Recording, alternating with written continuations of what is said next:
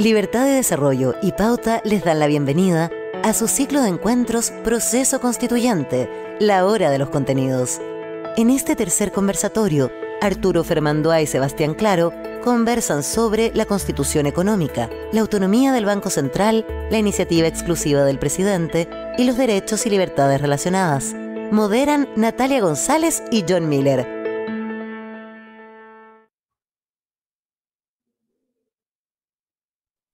Bueno, muy buenas tardes. Quisiera, a nombre de Libertad y Desarrollo y de Radio Pauta, darles a todos la más cordial bienvenida a este tercer encuentro de nuestro ciclo Proceso Constituyente, la hora de los contenidos. Estamos insertos en un proceso constituyente, el que se va a desarrollar en nuestro país durante los próximos meses, y por ello consideramos muy relevante conversar sobre los principales contenidos que serán objeto de mayor atención, de mayor debate y acuerdos en la Convención Constitucional.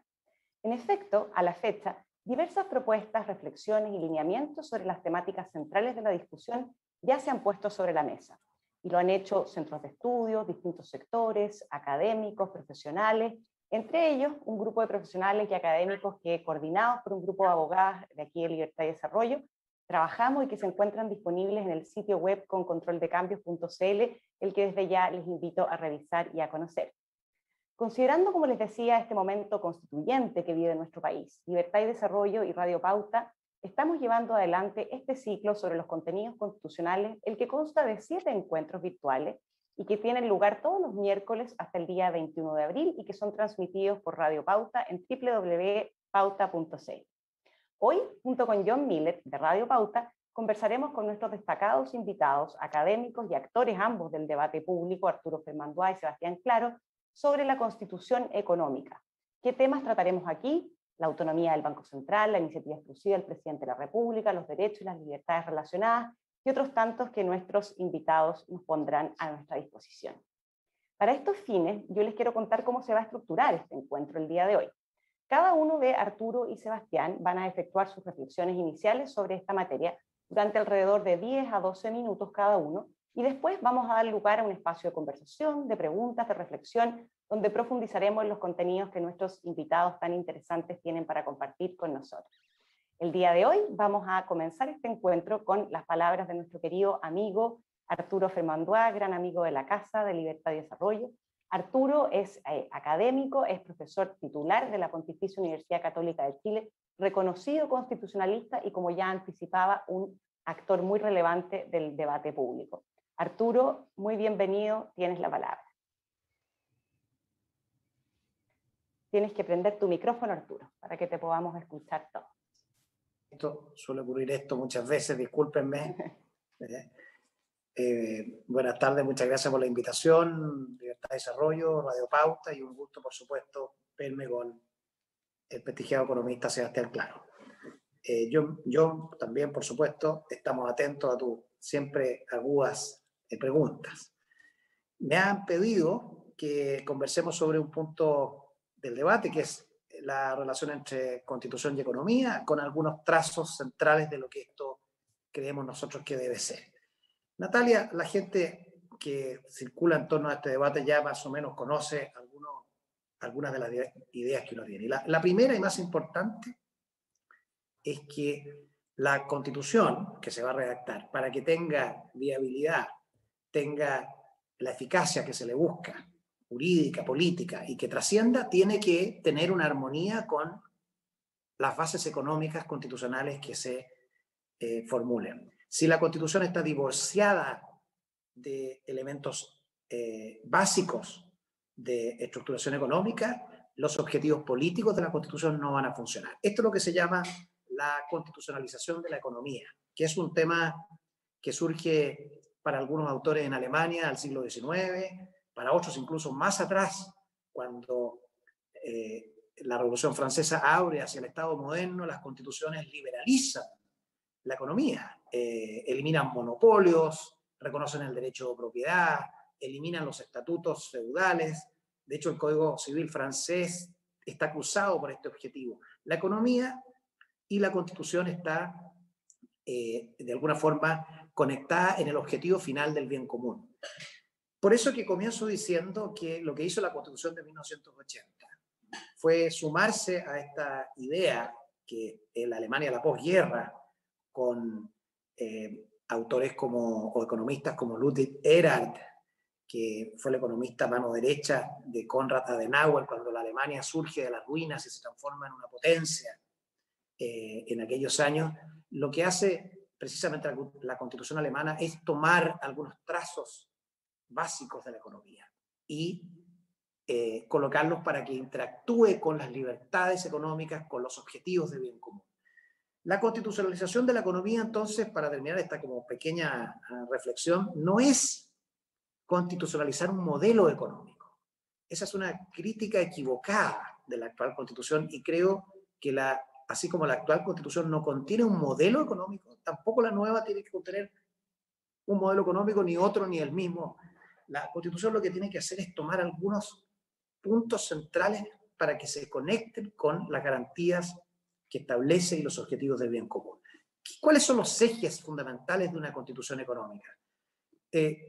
Fundamental, y el primero, a mi juicio, es qué vamos a hacer con el emprendimiento de las personas. ¿Vamos a reconocerlo como un derecho o lo vamos a tolerar como una especie de concesión graciosa que la autoridad le otorga excepcionalmente a las personas? La Constitución de 1980 dijo, mire, yo más allá que la libertad de trabajo, que está muy bien, y la vamos a garantizar, quiero decir que aquel que quiera emprender, aquel que quiera tener y entrar a la prestación de servicios o de bienes o servicios, entonces va a tener un derecho especial. Y este derecho se llama el derecho a la libertad económica. Ese derecho tiene entonces rango constitucional. Es lo primero. Lo segundo importante es que el Estado no me discrimine si es que yo estoy ejerciendo este derecho. Lo que llamamos nosotros la no discriminación arbitraria en materia económica, que también es una garantía especial que está en la Constitución actual y yo confío que va a subsistir.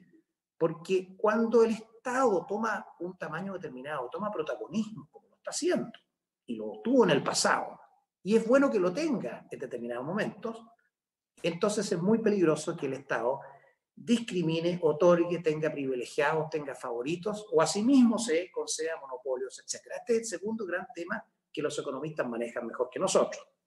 Y el tercer tema importante, si tuviera que seleccionar tres en la Constitución económica chilena, es el paquete de preceptos que promueven la responsabilidad fiscal, la disciplina fiscal. Es decir, esto es un sinceramiento. Mire, si queremos tener un país y un Estado que avance hacia el bien común y queremos dotarlo de un entorno para que los derechos de las personas se vayan alcanzando y las personas vayan alcanzando cada vez mejor su realización, no podemos dejar al Estado en bancarrota. No podemos tener una emisión que genere un nivel de inflación que haga inviable la estabilidad de los salarios. No podemos tener un Estado endeudado hasta el cuello donde no se puede planificar con una mínima seriedad en los objetivos sociales. Y estos son los tres temas, a mi juicio, que tienen que estar en una nueva Constitución. En las normas de responsabilidad fiscal, me voy a referir, hay mucho más de lo que la gente cree. No es solo iniciativa exclusiva, no es solo autonomía del Banco Central, hay muchas normas ocultas. Por ejemplo, el Estatuto de la Ley de Presupuestos. El Estatuto de la Ley de Presupuestos es una herencia de la Guerra Civil en Chile, de 1891, cuando el Congreso se negó a aprobar la Ley de Presupuestos. Y esto generó la crisis que costó casi 10.000 vidas. El Estatuto de la Ley de Presupuestos, como en casi todos los países, está constitucionalizado.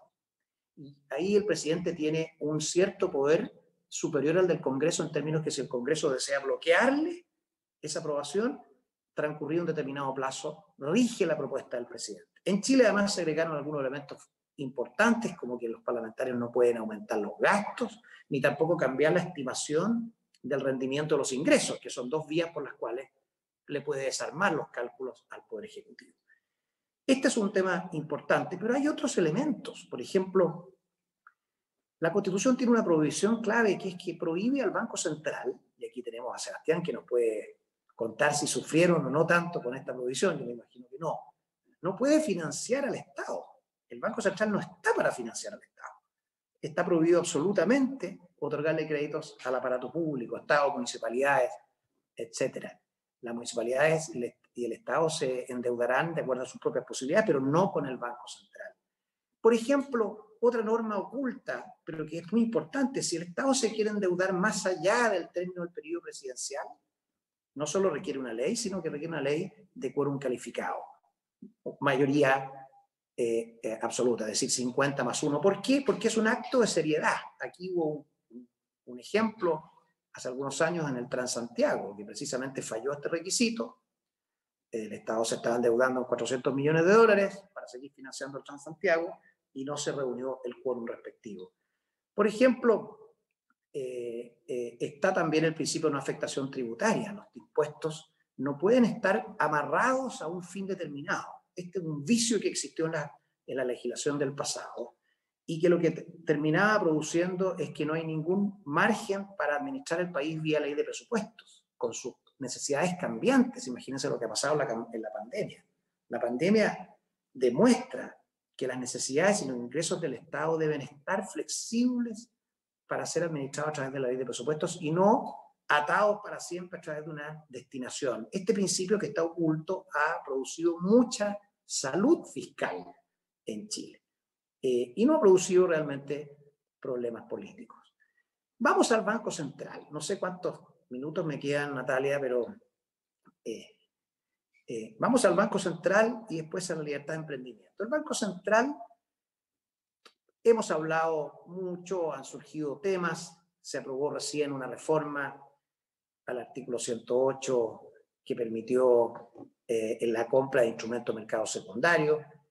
Hay reconocimiento transversal de dos cosas. Primero, que el Banco Central ha hecho muy bien su rol técnico en relación a los objetivos que le coloca la ley, que es velar por la estabilidad de la moneda y el normal desenvolvimiento de los pagos internos y externos. Lo ha hecho muy bien. Chile es un país admirado en el extranjero. Me consta, cuando me tocó servir a Chile fuera, era una institución absolutamente prestigiada.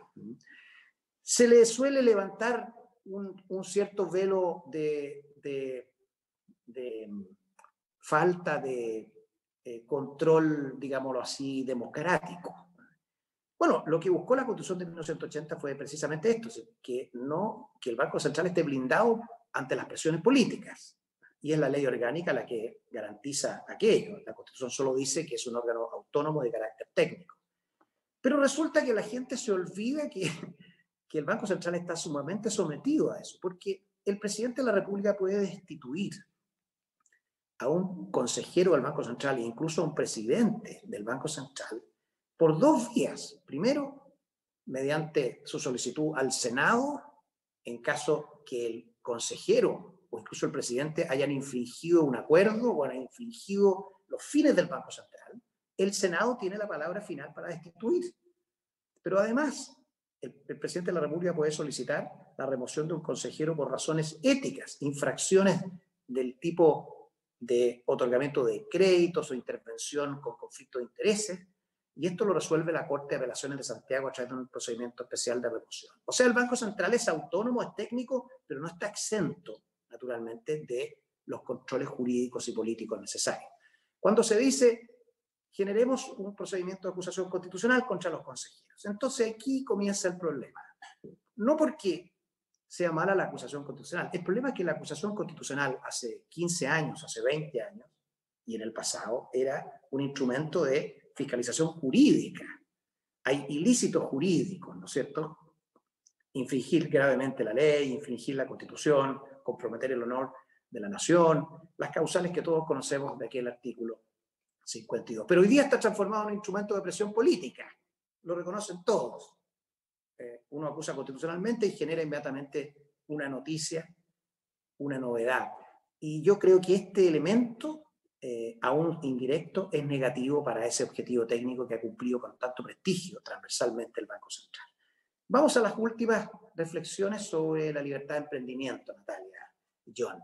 Yo creo que aquí es muy importante entender, yo no creo que el proceso constituyente vaya a negar, eliminar o, digamos, desconocer la libertad de emprendimiento que ya está instalada en Chile. Es una cosa que se comparte transversalmente. La Constitución de la presidenta Bachelet, su proyecto incluía este derecho a la libertad económica, regulado por la ley, naturalmente, pero hay algunos temas que son sensibles.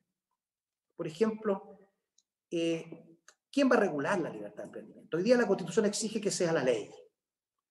Naturalmente la ley es ejecutada reglamentariamente por las normas administrativas, superintendencia, los ministerios, pero es la ley la que contiene los elementos centrales de la regulación. Aquí hay un primer tema. No puede ser otra norma sino la ley. Y este es un principio que sufre bastantes tensiones. La libertad de emprendimiento debe descansar en una certeza jurídica. Hoy día la certeza jurídica está complicada, Natalia. Está complicada por revocaciones, derogaciones, alternancias de gobiernos con agendas distintas que van derogando lo que hizo el anterior. Invalidaciones de concesiones. La institución de la invalidación es muy peligrosa. Está en una ley, la ley 19.880, artículo 52. No hay un límite expreso que no sean los 2 años. Esto está produciendo problemas graves. Entonces, la libertad de emprendimiento de la nueva Constitución debe descansar en un principio de buena fe y de certeza jurídica.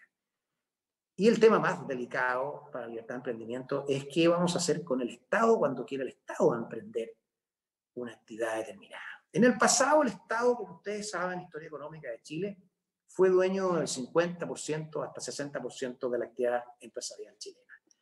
Tuvo no solo compañías de teléfonos, navieras, agrícolas, eléctricas, sanitarias, llegó a tener, como dice el libro del profesor Iván Aróstica, hoy miembro del Tribunal Constitucional, llegó a tener telares, clubes de rodeo. El Estado empresario fue muy importante en Chile. Entonces, la pregunta constitucional es, ¿lo vamos a someter a la misma regulación de los particulares o le vamos a conceder estatutos especiales y privilegiados? Los que critican esta petición que uno hace interpretan muy mal esta petición y sostienen que esto tiene por objeto garantizarle a los particulares el mercado, cuando el Estado es el que debiese, por su rol superior, tener este privilegio. En realidad, lo que se hace cuando se pide que no haya discriminación y que exista un estatuto similar de regulatorio para el Estado y para los particulares cuando ingresa a actividades empresariales, es otra cosa, es garantizar el derecho de las personas a tener el mejor servicio al precio que corresponde. Porque el único que entiende bien lo que paga y la calidad del servicio o del bien que adquiere es aquel que lo recibe o que lo compra. Entonces, el problema que tenemos con la distorsión del Estado empresario es ese. El Estado empresario, Cristina, Natalia, no ha sido un problema en realidad en los últimos años, ¿verdad? Los gobiernos no les gusta el Estado empresario. El otro día Rodrigo Valdés me lo decía en uno de estos debates, que en realidad los ministros de Hacienda en general no les gusta el Estado empresario porque lo saben un elemento de distorsión no solo hacia el mercado, sino hacia el interior del Estado. Pero la nueva Constitución, con los aires que hay de expansión del Estado, yo me pregunto, ¿vamos a tener la norma que le exige al Estado empresario, si se decide facultarlo para emprender una actividad, que se rija por las mismas normas de los particulares? Hoy día hay dudas en el tema, porque además algunos sostienen que hay zonas inexpugnables que pertenecen por sí mismas al Estado, por ejemplo, la prestación de servicios de seguridad social. La única forma de que tenemos de saber si el ente público que va a administrar el 6% o parte del 6% es más eficiente que un administrador de fondos de pensiones es dejarle la libertad y decisión al afiliado y no garantizarle a través de un estatuto especial sistemas o privilegios que no siempre producen un buen resultado, aunque no sea técnicamente una empresa. Este es el tema que yo creo que hay que enfrentar en la nueva Constitución. Y dicho eso, creo que me gasté los 10 o 12 minutos con largueza, así que muchas gracias, Natalia. Quedo atento a las preguntas que surjan después.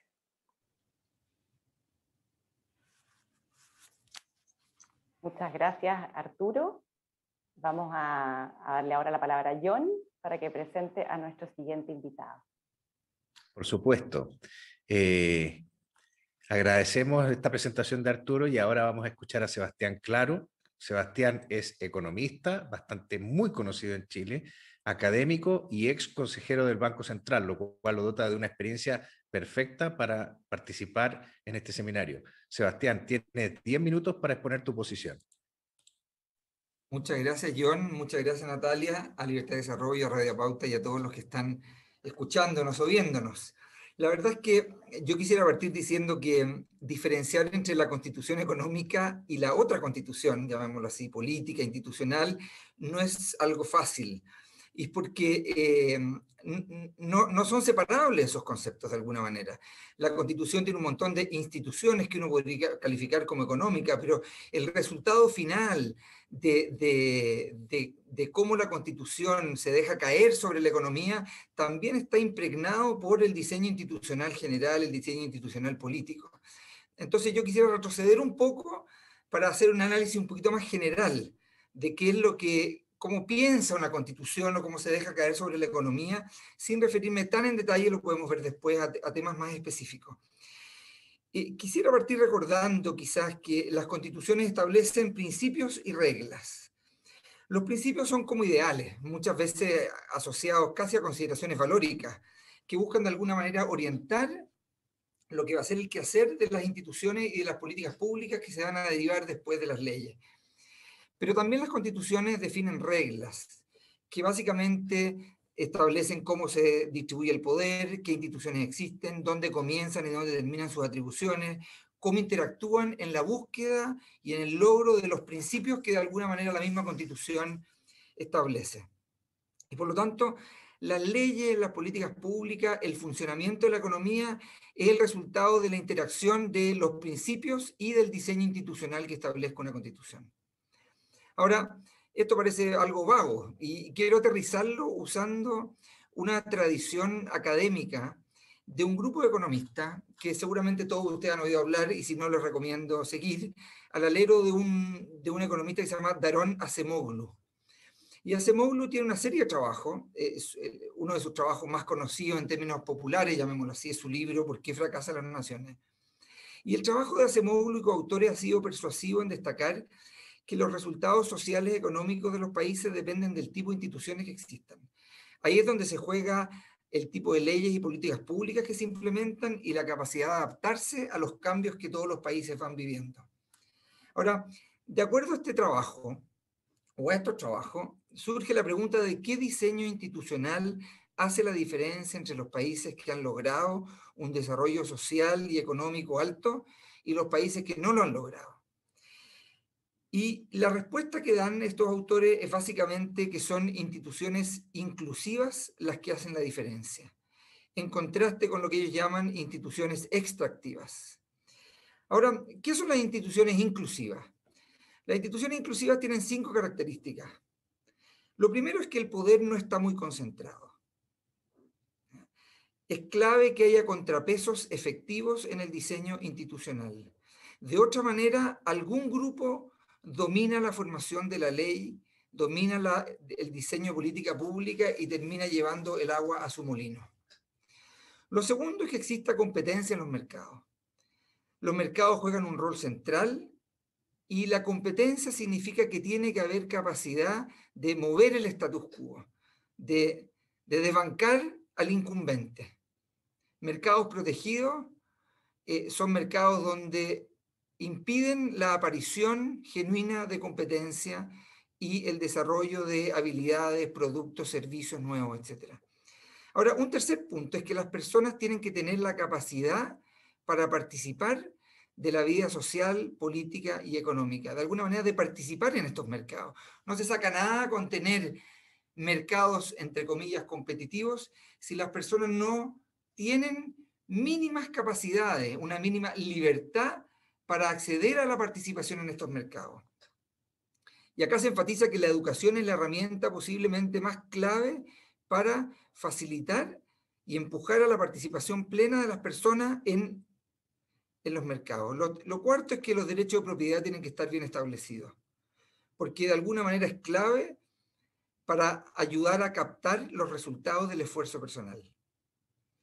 Y un quinto punto de estas instituciones inclusivas que caracterizan a los países socialmente desarrollados y económicamente desarrollados es que existe Estado de Derecho.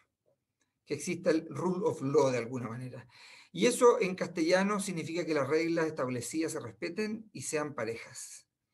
El contraste a estas instituciones inclusivas son las instituciones extractivas, que reflejan un diseño institucional que está dominado por un grupo, que se dedica a buscar rentas, que bloquea la innovación y que se reproduce a sí mismo. ¿Cuál es el problema de muchos países? De acuerdo a esta literatura, de acuerdo a esta discusión, es que el control de la política por parte de los negocios es una traba a la inclusión y como tal es una traba al desarrollo. ¿Por qué? Porque conduce al clientelismo. Pero lo mismo ocurre cuando los negocios son controlados por parte del Estado. Y porque la razón es simple, porque el incentivo a protegerse, a buscar renta y a reproducirse también los tiene quienes viven y se enquistan en el Estado. Creo que este es el punto central en la discusión institucional de la Constitución. Existen personas que argumentan que los grados de inclusión en Chile son bajos. Y en algunos casos pueden tener razón. Pero yo creo que las preguntas son otras. La pregunta es si esta limitación o falta de inclusión política, social, económica en Chile es consecuencia de la Constitución. Esa es una primera pregunta.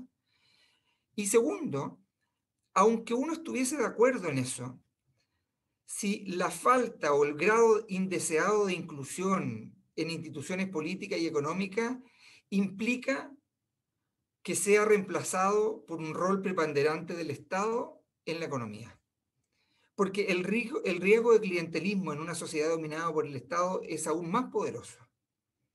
Por lo que no hace mucho sentido, de alguna manera, enfrentar el riesgo de un capitalismo clientelista y transformarlo en un Estado clientelista. Y por lo tanto, como diseño institucional, creo que parece mucho más recomendable ir por el camino del centro, que de alguna manera es lo que caracteriza a estos países con instituciones inclusivas que promueven el desarrollo. Uno, competencia. Hay que promover insistentemente la competencia. Segundo, contrapesos institucionales, para que nadie tenga demasiado poder. Y tercero, una fuerte promoción de las personas, especialmente en la educación, para que puedan participar activamente en la vida económica y social del país. Esto no pretende anular el rol del Estado. Sin embargo, o por el contrario, lo que hace es enfocarlo. ¿Hacia dónde?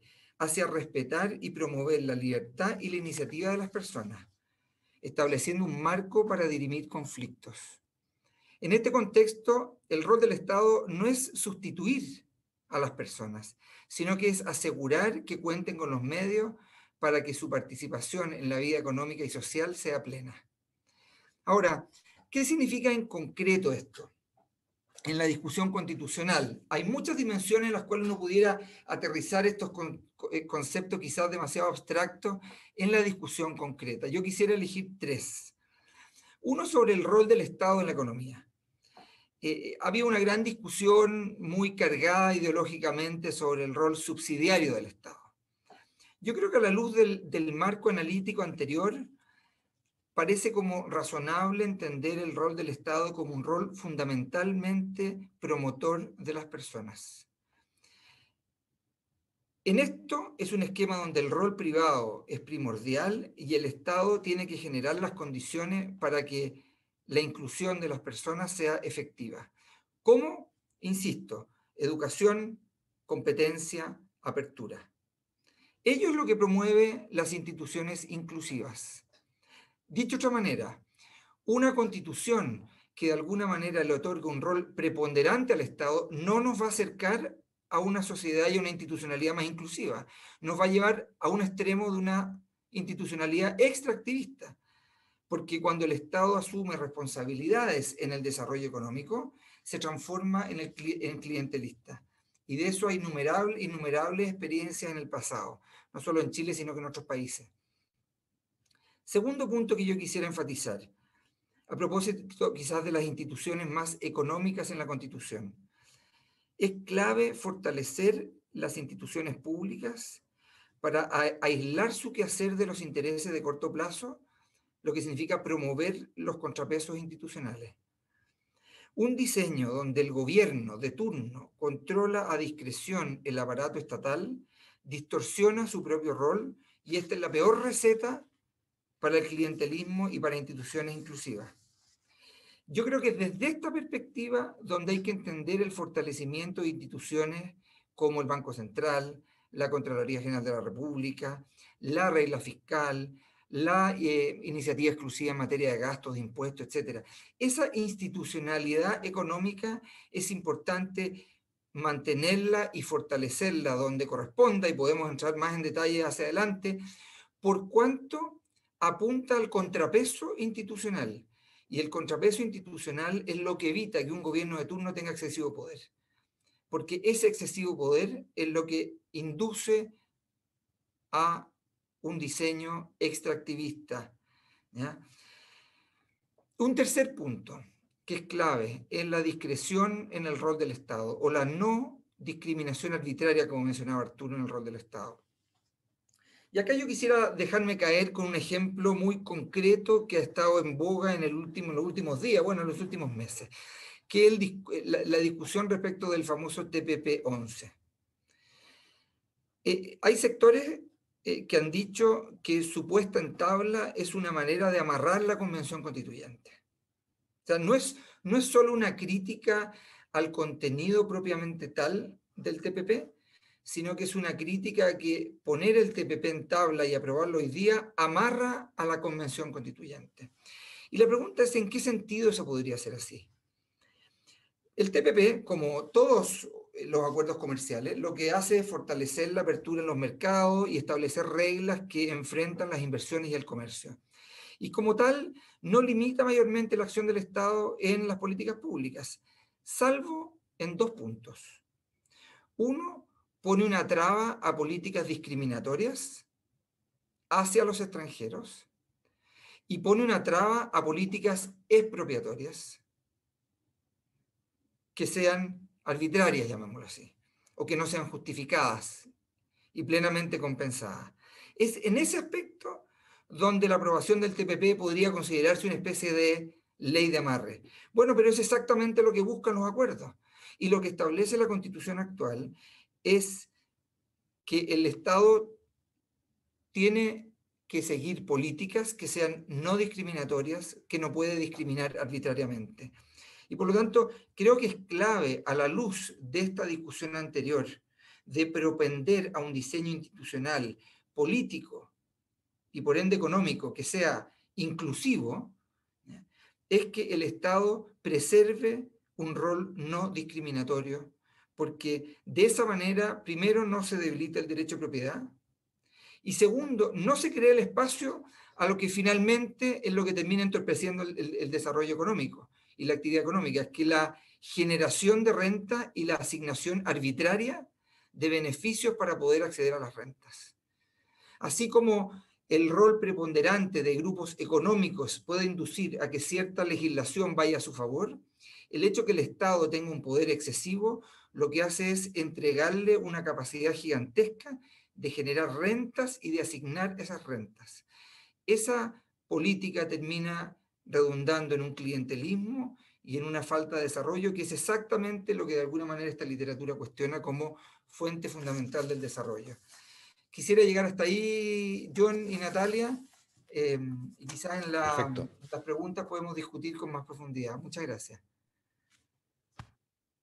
Muy bien, muchísimas gracias, Sebastián. Natalia, empecemos con la las preguntas. La verdad es que muy interesantes las dos reflexiones, y yo las noto muy conectadas, porque cuando Sebastián habla de un sistema institucional inclusivo, me trae a colación lo que Arturo llama de instituciones conectadas con un objetivo esencial, que es propender hacia el bien común.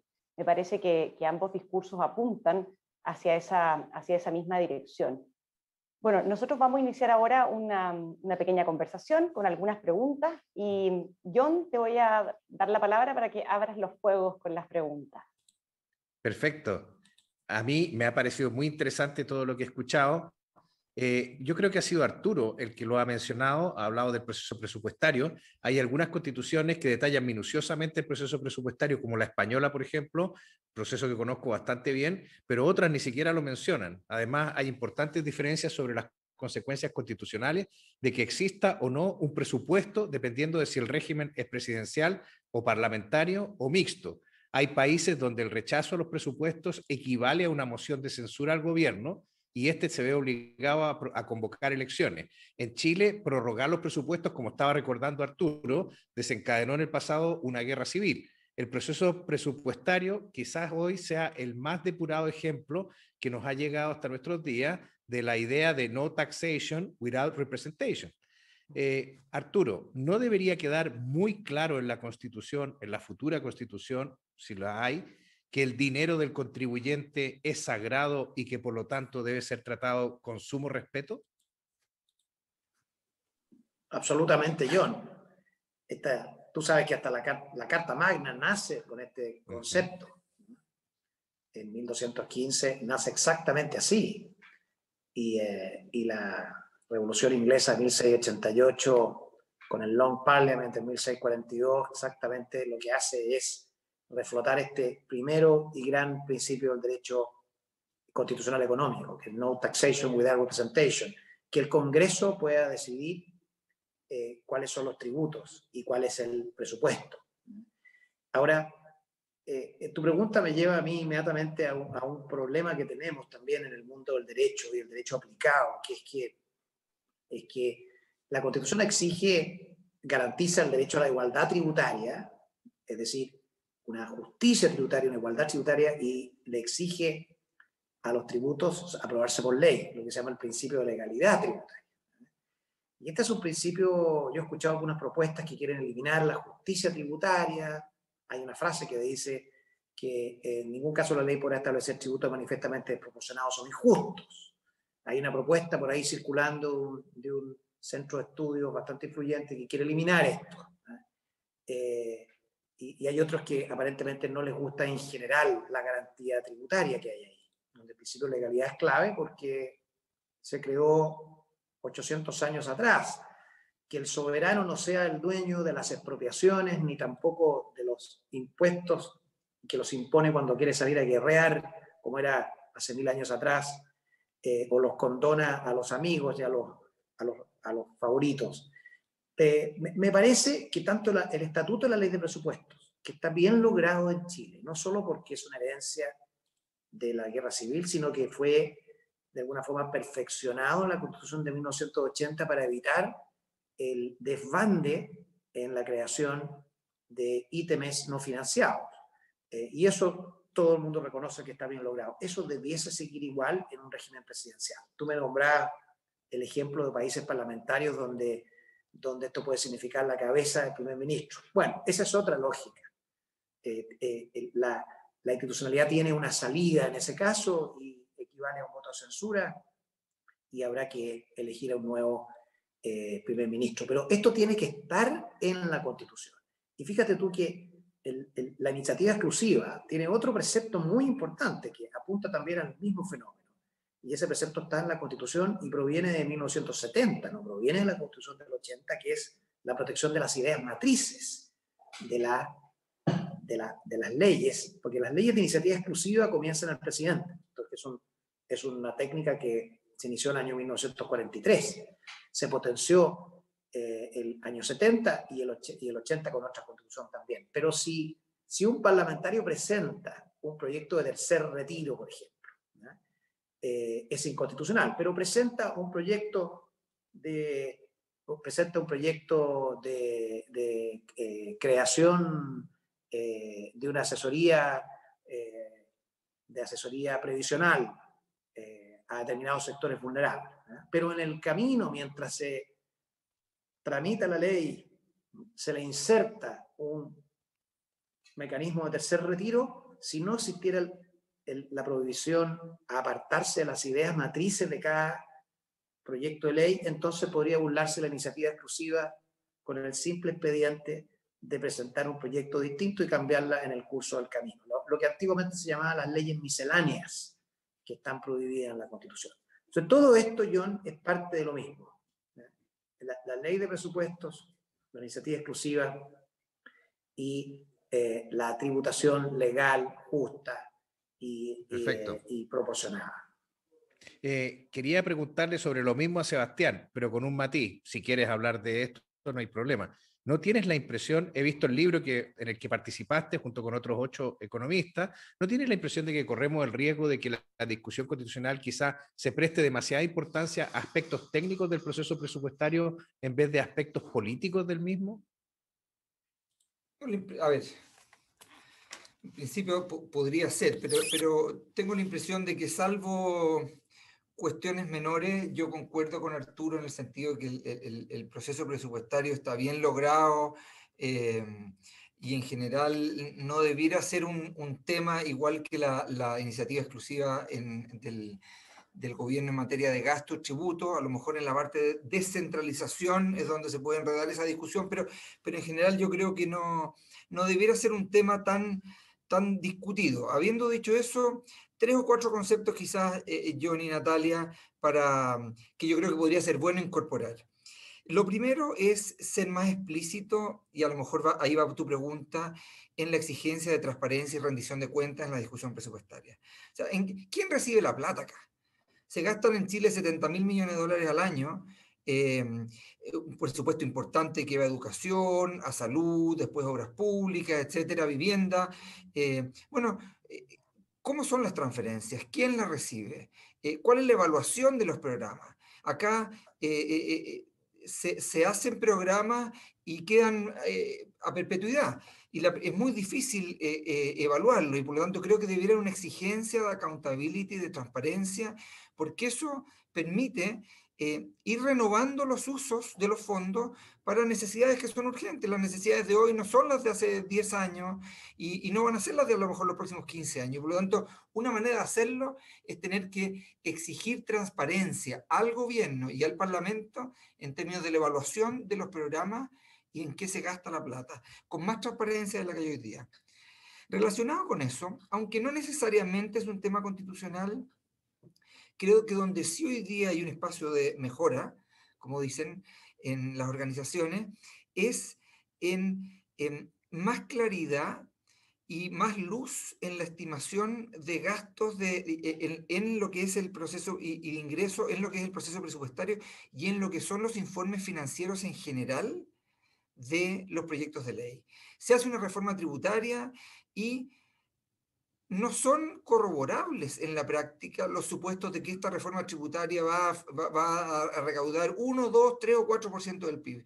Y en función de esas estimaciones que hace DIPRES y que no se pueden contrastar en la práctica, entonces se hacen un montón de programas de gasto y creo que entonces es importante ponerle presión a la autoridad política, tanto ejecutivo como legislativo, de alguna organización independiente, una especie de Congressional Budget Office o alguna institución independiente, el Consejo Fiscal Asesor, creo que eso es de segundo orden, exacto, que pueda cotejar de alguna manera muchos de estos supuestos. Creo que es bueno que los supuestos de ingreso continúen en la discusión presupuestaria en manos del Ejecutivo, pero creo que ahí también hay un espacio importante de mejora.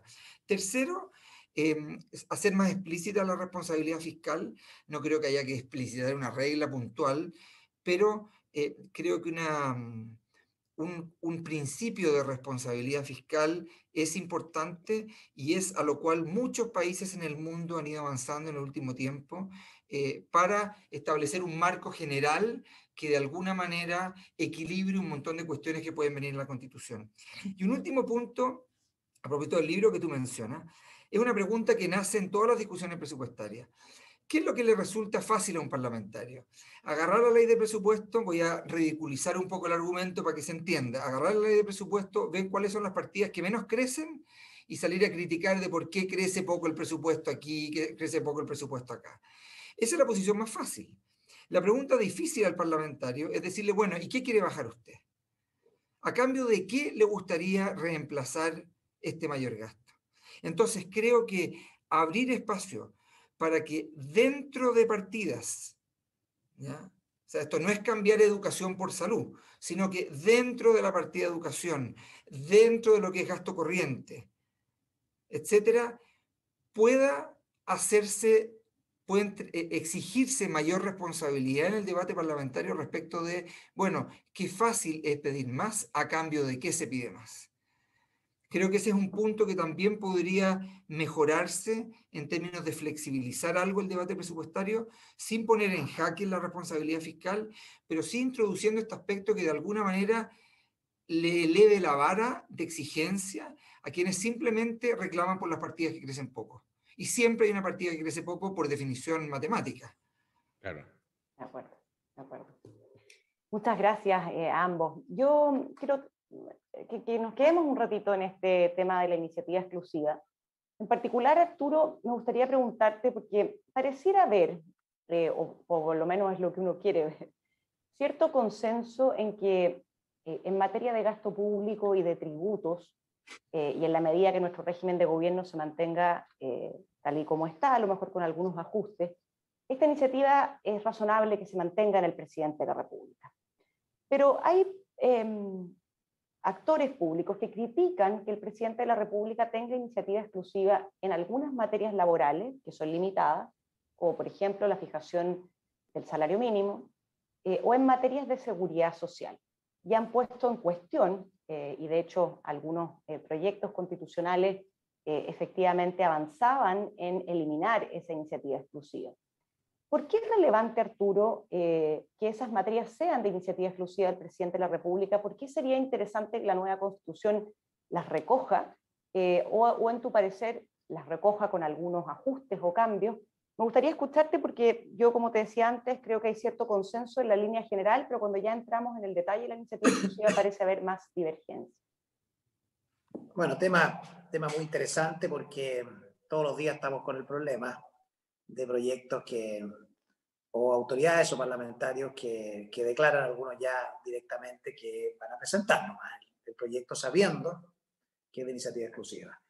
Mira, las materias de iniciativa exclusiva son 6, no son más, no son tantas, lo que pasa es que todas están interrelacionadas porque tienen un efecto macroeconómico importante.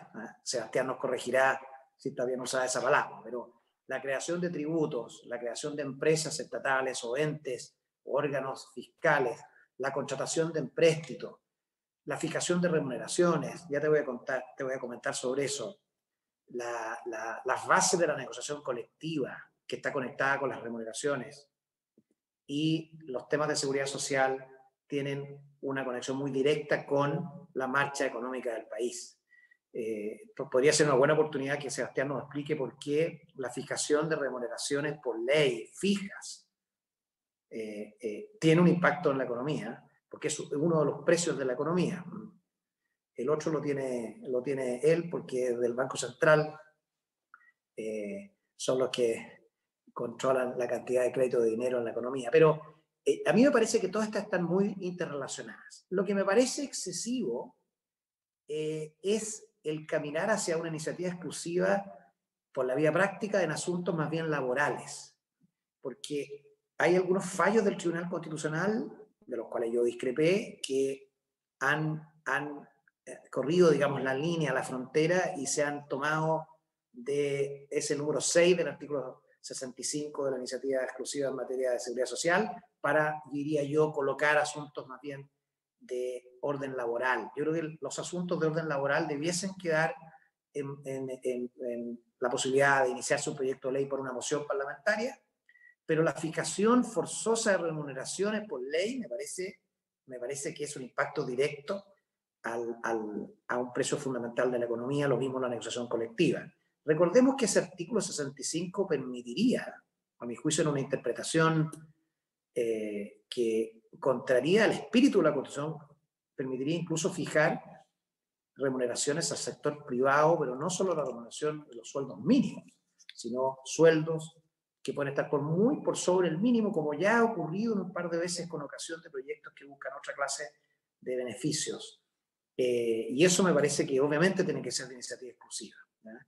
Los países que han abierto la iniciativa exclusiva, especialmente en materia tributaria, yo creo que no hay ninguna discusión que el número 1 de ese artículo, la creación de tributos, o la exención, creación, condonación, tributos, es totalmente una herramienta presidencial. ¿Por qué? ¿Cuál es la lógica acá atrás? Que esto es lo importante. La lógica es que hay un jefe de Estado que es el que pone el prestigio, la cara y su cargo en la conducción del país. Si nosotros no tuviéramos un jefe de Estado, claro, pero tenemos un jefe de Estado, es un sistema presidencial, se discute si será semipresidencial, pero vamos a tener siempre a alguien a quien mirar por la marcha de la economía, que ya sabemos hoy día, siglo XXI, que es esencial para una adecuada consecución del bien común. Y si quien está a cargo de poner la cara y de poner su cuello por la marcha de la economía no tiene las herramientas para administrarla mínimamente, que es lo que ocurre en algunos países, entonces no es consistente, no es legítimo, tampoco es justo institucional, no es un buen diseño institucional. ¿Qué podemos eliminar de la iniciativa exclusiva? A mí me gusta, igual que las urgencias, me gusta más que reducirla, precisarla, cuáles de estos temas quedan fuera, por ejemplo, lo que te acabo de señalar, ¿ya? Y a veces estudiar si la Comisión de Hacienda, por ejemplo, del Senado, pudiese tener algún grado de participación, que es un poco lo que ha propuesto en el último tiempo algunos parlamentarios. De hecho, mire, yo quiero presentar un proyecto, pero no para que se tramite, sino para que el presidente entienda que nosotros queremos ir por aquí. Bueno, ese tipo de diálogo a mí no me parece malo, pero en el entendido que es el presidente el que tiene la firma. Y esto podría eventualmente estudiarse también como mecanismo en una nueva constitución. Más que pegarle una poda así a la iniciativa exclusiva, porque Sebastián nos explicará, yo creo que puede muy fácilmente desgranarse todo el orden macroeconómico que Chile ha tenido con una equivocación en esta materia. Gracias, Arturo. Sí, de todas maneras le vamos a dar la palabra a Sebastián. Y además porque sobre lo último que tú estabas señalando, efectivamente en el libro que mencionaba John de las propuestas de la Constitución Económica que sacó el Centro de Estudios Públicos coordinando una serie de académicos y profesionales, hay un capítulo que justamente hace alusión a esto y que dice que tal vez se le podría dar ciertas herramientas, cierta iniciativa al Parlamento en materia de gasto, pero que esa iniciativa esté avalada al final del día tenga la rúbrica, por así decirlo, del presidente de la República. Y Sebastián, si mal no recuerdo, Sebastián, si tú me corriges si es que no, tienes una opinión, entendí yo, no sé si completamente discrepante, pero que te merece algunas inquietudes esa conclusión, y tú dices que hay herramientas que podrían ser más útiles que trasladarles cierta iniciativa con respaldo del Ejecutivo, y me gustaría que pudieras también profundizar en esas herramientas cuyo detalle no aparece en el libro, entonces es una buena oportunidad para conocer. Una cosita, Natalia, antes de pasar a esa respuesta, quizás reafirmando un poquito lo que decía Arturo, yo entiendo, aunque no es un tema que he estudiado a cabalidad, pero yo entiendo la iniciativa exclusiva en estas distintas áreas en función de eso último que mencionaba, que al final la responsabilidad financiera del Estado recae en el presidente de la República en el esquema actual. Y por lo tanto, las herramientas finalmente tienen que estar en quien detenta la responsabilidad. De otra manera, si alguien tiene iniciativas en materia, pero no tiene la responsabilidad después en dar cuenta de los resultados, creo que ese es el principio fundamental a cautelar. Más allá de cuestiones específicas, insisto. Quien tiene la responsabilidad es quien tiene que tener las herramientas. De otra manera no funciona bien. Y sí creo que cada parlamentario por sí solo, como no son parlamentarios nacionales, sino que son parlamentarios distritales, entonces el problema de los comunes, llamémoslo así, es creciente en el sentido de que yo puedo estar velando por el beneficio de mi distrito, de mi gente, de mi puente, llamémoslo, pongamos esos términos, a costa de un problema macroeconómico mayor, y no soy responsable de ese.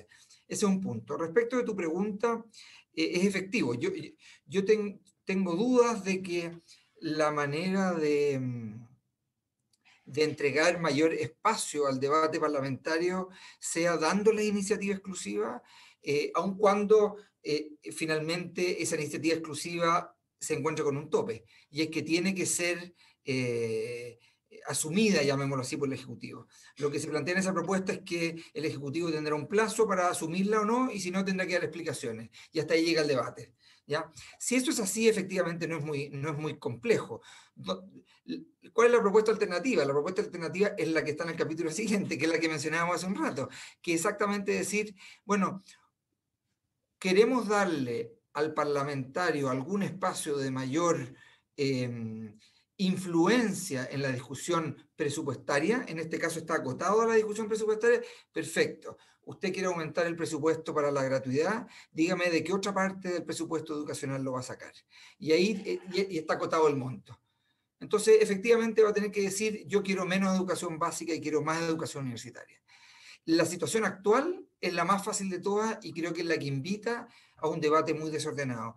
Pero te insisto, esa propuesta está acotada al debate presupuestario. La otra es un poco más amplia. No me parece que sea extremadamente compleja. Yo preferiría no abrir esa puerta, pero eso es discutible. Muchas gracias. Natalia. Arturo, dime. No, es que interesante porque para contribuir, digamos, jurídicamente a lo que ha dicho Sebastián, yo creo que hay 2 o 3 temas en el asunto presupuestario que ya se imponen hoy día porque vienen produciendo problemas. El primero es el problema del endeudamiento futuro a través de la ley de presupuesto. Para financiar la gratuidad se dejó amarrado el presupuesto futuro de acuerdo al aumento del PIB tendencial de una forma muy nueva, muy inédita, ¿no? Nunca se había pensado que un presupuesto podría amarrar hacia el futuro de muchos años, porque además depende de cuánto crezca el PIB, y si crece poco pueden ser muchos años de amarre. Esto debiera estar racionalizado en la nueva Constitución y de alguna forma acotado. Un segundo tema es el uso de las glosas presupuestarias, la ley de presupuesto, para ya no incluir solo ítems de inversión y gastos, sino introducir reformas de políticas públicas completas, como pasó con la gratuidad en su primer intento, ¿no es cierto? Que en la glosa de gratuidad venía una reforma completa en la educación superior. Eso no puede ser. Los ítems son únicamente para... ¿Por qué? Porque como en el proyecto de ley de presupuesto el presidente tiene muchísimo más poder institucional, claro, le sale muy fácil usarlo para todas aquellas reformas que le van a salir complicadas en el Congreso. No puede ser. Eso debiera también evitarse, ¿eh? Y hay, obviamente, una imperiosa necesidad de colocar el principio de responsabilidad fiscal, como dice Sebastián. Lo hizo Alemania primero, lo hizo España en el 2011, como un concepto, ¿eh? Y a mí me preocupa hoy día, John y Natalia, porque no veo que a los candidatos o a los electores les importe mucho la responsabilidad fiscal. No se ven...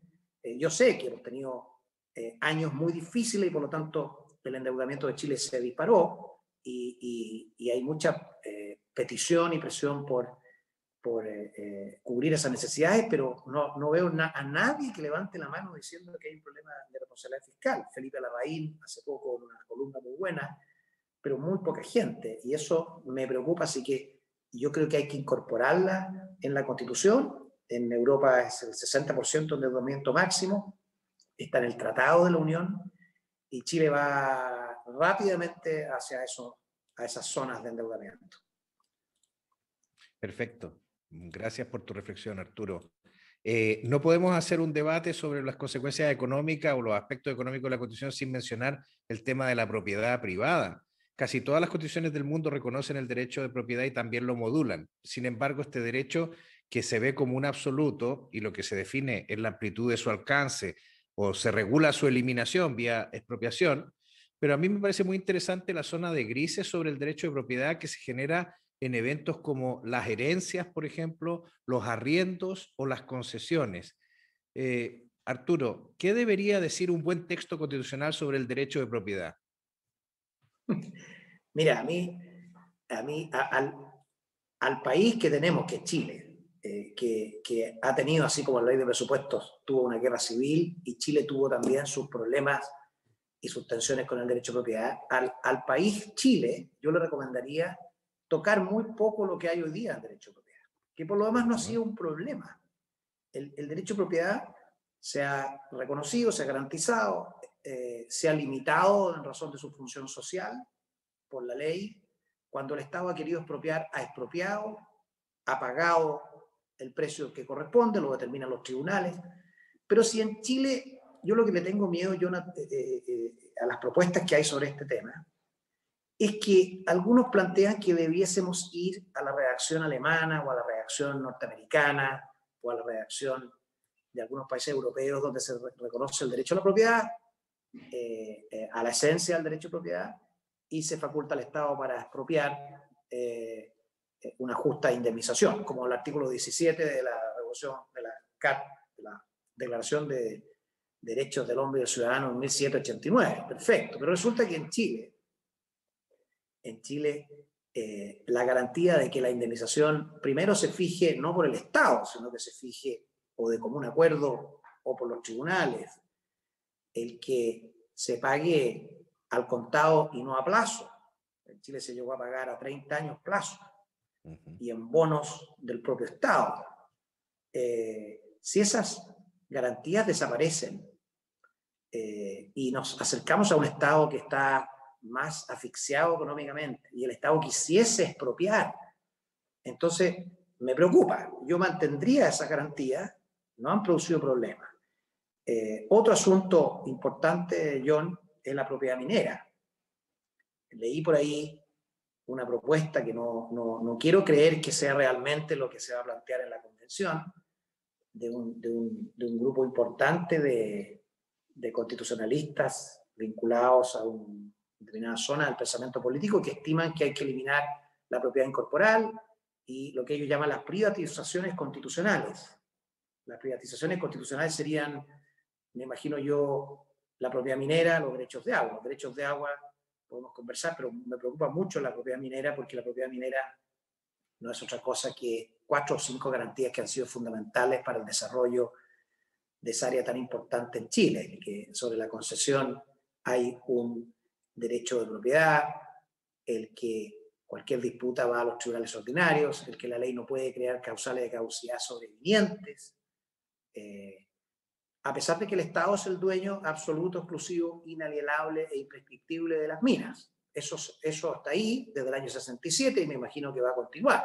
Pero el estatuto de la concesión minera sería muy delicado tocarlo, porque naturalmente requiere certeza jurídica muy intensa por las inversiones que genera. Y es otra zona que ha estado pacífica. Se puede tributarla, se puede discutir sobre tributos, pero la certeza jurídica me parece muy peligroso de transar. Mientras tanto, yo me voy quedando cada vez más en la oscuridad. Disculpen, espero que los pensamientos no estén tan oscuros como la luz. Gracias Arturo, me gustaría escuchar la opinión de Sebastián al respecto muy brevemente, porque se nos está acabando el tiempo. A ver, muy brevemente, John, respecto del derecho a propiedad, yo tiendo a coincidir con Arturo en el sentido que la Constitución actual resguarda adecuadamente el derecho a propiedad, su función social es explícito respecto de eso, y los mecanismos de expropiación son bastante claros y no había un problema. La verdad es que no hay mucha razón para modificar o cambiar eso. Respecto del tema minero que planteaba, yo creo que es interesante la discusión que se está dando, o que se ha dado a propósito del royalty, el precio del cobre, en el siguiente sentido. Primero, lo que dice la Constitución, corrígeme Arturo si estoy equivocado, pero lo que dice la Constitución actual respecto de minería es esencialmente, o sea, estaba anterior al año 80. Fundamentalmente no ha habido ningún cambio. Y es de perogrullo de que el Estado tiene derecho a cobrar, ya sea a través de concesión, a través de impuestos, etcétera, parte de las rentas que se obtienen por la por el acceso a las concesiones y por el acceso a los minerales. Eso no está en cuestión hoy día. Y por lo tanto creo que no hay que confundir lo que es una política tributaria de lo que es un estatuto de concesión o de acceso. La propiedad hoy día es del Estado de minería. Eso no hay ninguna duda. Y simplemente el Estado se reserva el derecho para explotarlo él o darlo en concesión al sector privado. Y lo que estamos diciendo, bueno, esa concesión tiene que tener obviamente una cierta protección, pero eso no quita que hay una discusión distinta de impuestos. Entonces, me da la impresión de que acá se trata de mezclar como si hoy día la Constitución estuviera limitando eventualmente el cobro de impuestos, etcétera, lo que no es así. Distinto es que una política óptima, ¿cuál es la política óptima de impuestos? En eso yo concuerdo, si existe si los minerales son, y los yacimientos, etcétera, son del Estado de Chile, obviamente que el Estado de Chile se reserva a cobrar derechos. Lo que sí tiene que hacer es a cobrar impuestos, perdón, lo que sí tiene que hacer es asegurarse que esa política tributaria sea predecible y que incentive la inversión. Es fácil cobrar impuestos altos cuando el precio del cobre es alto y no dejar de cobrarlo cuando el precio del cobre es bajo. Eso claramente no es un mecanismo razonable para explotar los yacimientos, pero creo que acá hay una confusión, no sé si inconsciente o consciente, respecto de mezclar lo que es una legítima discusión tributaria en minería, respecto de lo que es un estatuto a la propiedad de la minería, cosa que lo que está hoy día en la Constitución en Chile es lo que se arrastraba desde antes de 1980. ¿No? Y no hay ninguna razón buena para cambiarlo, en mi opinión. Sin duda, sin duda. Y de hecho, este es un tema que hoy día está siendo discutido.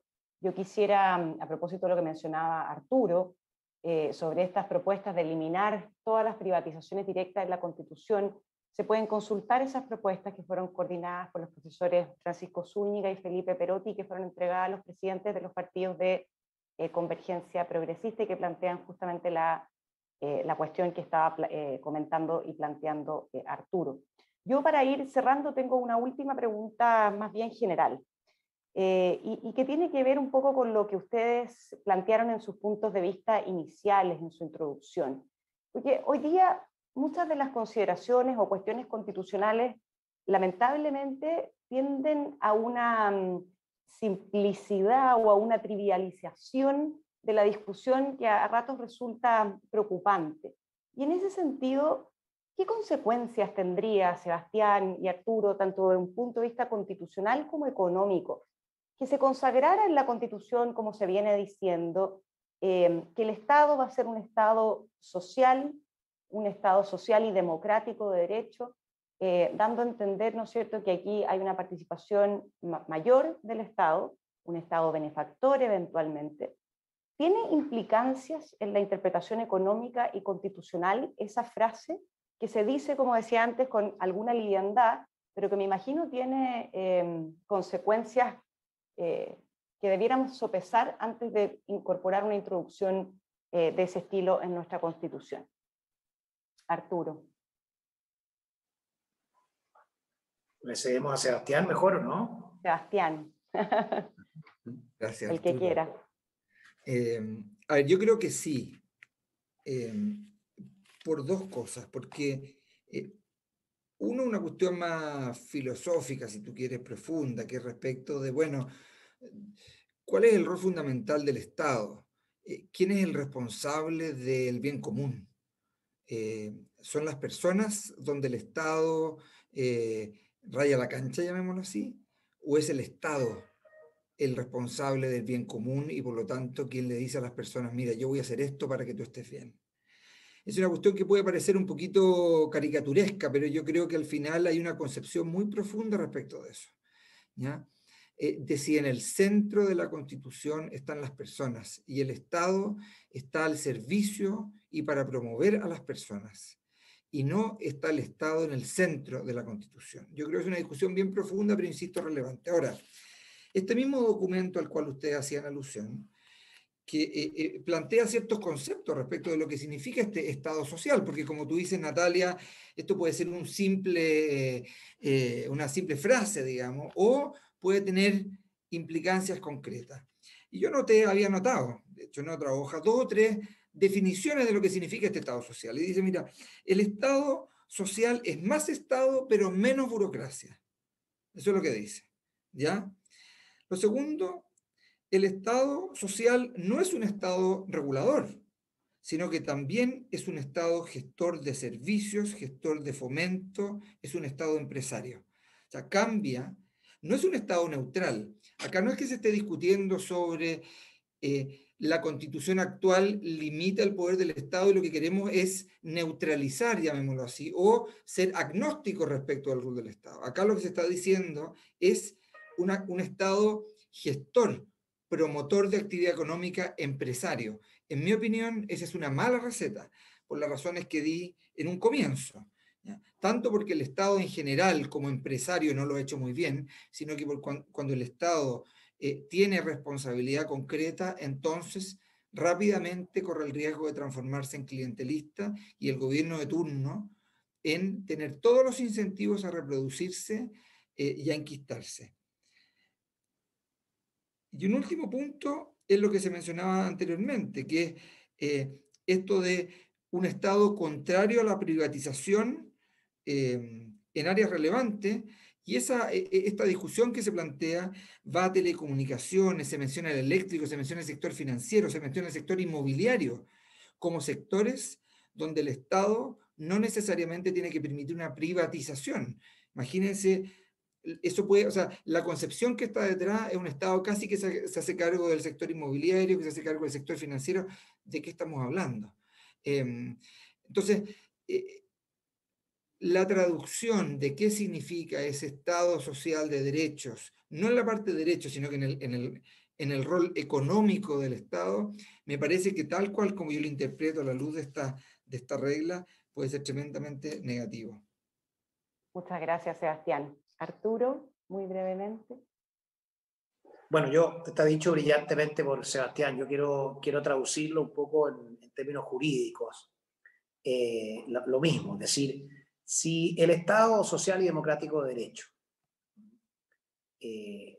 va a convivir con principios que reconozcan la legitimidad de la sociedad y de las personas para agruparse en instituciones intermedias que puedan dar vida y riqueza a la sociedad, a la vida social, emprender en materia económica y tengan legitimidad y tengan igualdad de reglas, entonces es distinto a que si el Estado social o democrático de derecho significa lo que acaba de relatar Sebastián, una especie de nostalgia por un Estado dominador de todo, proveedor de todo, dueño de las sanitarias, con todas las costas de Chile contaminadas, con todos los lagos contaminados, dueño de compañías de teléfono, un Estado que se siente privilegiado respecto de la persona para poder asumir esos roles que ellos llaman estratégicos o sociales y finalmente todos los roles. Porque ¿qué rol hoy día no es estratégico? Esto me acuerda a mí la reforma del año 67, la Constitución del 25, de las reservas estatales para sectores estratégicos. ¿Qué es lo que no es estratégico? Si todo es estratégico para el desarrollo de la sociedad. Por lo tanto, lo más importante, junto con la definición del Estado, que puede ser más inocua o más dañina, es que existan principios que reconozcan la legitimidad del derecho a agruparse de las personas y de emprender y de asociarse libremente con plena legitimidad. El proyecto de constitución de la presidenta Bachelet, en su artículo 3, lo tenía un texto muy parecido, no sé si te acuerdas, al artículo 1, inciso 3 hoy día de la Constitución. Estaba bien inspirado en ese sentido, ¿ya? Y si eso va acompañado con una libertad económica como derecho regulado por la ley y con un Estado empresario sometido a las mismas reglas de los particulares, entonces yo no tendría tanto temor. Pero si eso está acompañado con lo que se llama un rescate de este Estado nostálgico, dominador, regulador, emprendedor y asfixiante de la vida social, entonces me parece muy negativo. Y si esto significa que hay que hacer una guerra a las privatizaciones y significa un cuestionamiento al sistema concesional a través del cual Chile se ha desarrollado fuertemente en infraestructura y en servicios, entonces me parece sumamente negativo. Y lo que me pasa es que los promotores de esta idea no aterrizan mucho más. lanzan algunos trazos y que se quedan ahí. Y es porque en España tenemos un Estado democrático y social de derecho, pero con economía de mercado, como dice la Constitución, economía de mercado. Entonces es muy distinto eso que un Estado social y democrático de derecho sin ese reconocimiento de legitimidad al emprendimiento privado. Sin duda, Arturo. Bueno, y nosotros quedamos con la tarea también entonces de contactar a los profesores autores de esa propuesta, justamente para que tengan también un espacio para poder explicar con mayor detalle estos lineamientos que ellos han esbozado en este documento que ha sido citado hoy día. John, te dejo la palabra para dar lugar al cierre. Gracias, Natalia. Pues nada, simplemente agradecer la participación de Arturo, de Sebastián, en este tercer encuentro del ciclo Proceso Constituyente, la hora de los contenidos. Queremos dejarlos invitados para el próximo miércoles 31 de marzo a las 19 horas, en que hablaremos de los derechos sociales, cómo abordarlos en la Constitución. Contaremos con la participación de la abogada y subdirectora del Departamento de Derecho Público de la Pontificia Universidad Católica de Chile, Constanza Juve, y del abogado y doctor en Derecho y Ciencias Políticas y profesor titular de Derecho Constitucional de la Universidad Diego Portales, Javier Couso. Así que me despido y hasta entonces.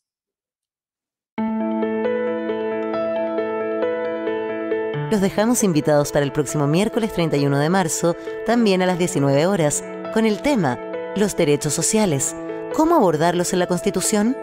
Exponen los abogados Constanza Juve y Javier Couso. Siga la transmisión en pauta.cl.